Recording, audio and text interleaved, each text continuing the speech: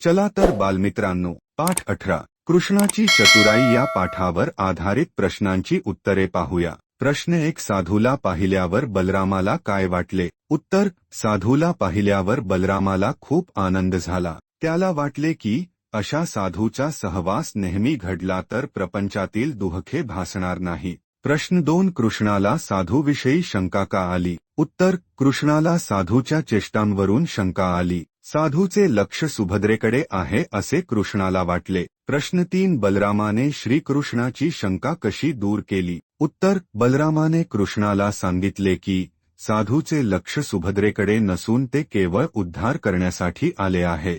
प्रश्न 4 श्रीकृष्णाने बलरामाचा राग दूर करण्यासाठी काय केले?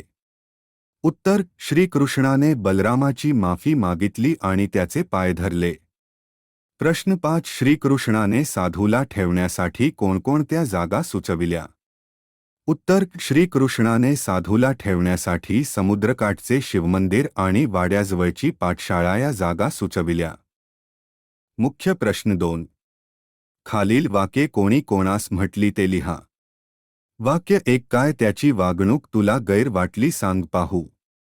उत्तर हे वाक्य बलराम कृष्णाला म्हणाले।